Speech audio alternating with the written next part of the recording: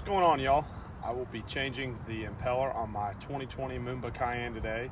It currently has about 200 hours on it. The front ballast impellers were hanging up, so I decided I wanted to go ahead and do the rear ones after I replaced the front ones. This is just preventative maintenance. It would suck to be out on the water and lose my rear ballast pumps whenever we're surfing.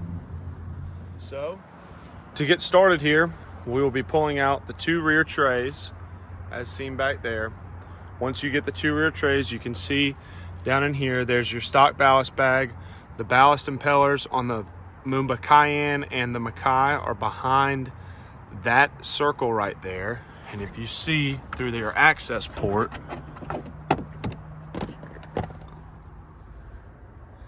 you will see your two ballast impellers inside there. However, you're going to need to remove this entire panel so that you can get to the ballast pumps so that you can access and replace the impellers. Once you have this rear panel removed, you can get in here and we can access our ballast impellers much easier. We're going to be removing those 3 screws on the front of these Jabsco pumps, and we'll be getting inside there to pull out the old impeller and put the new impeller inside.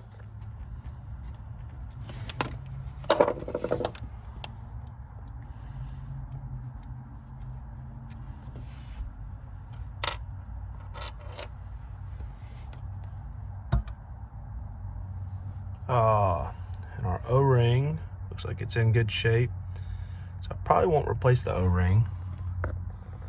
Here's our existing ballast impeller, what we are replacing. So I've removed the old impeller. Just come out, and in here it says to lubricate the inside of the pump wall and grease it. So that is what I'm about to do. Put some of this on my finger, be rubbing it around inside here.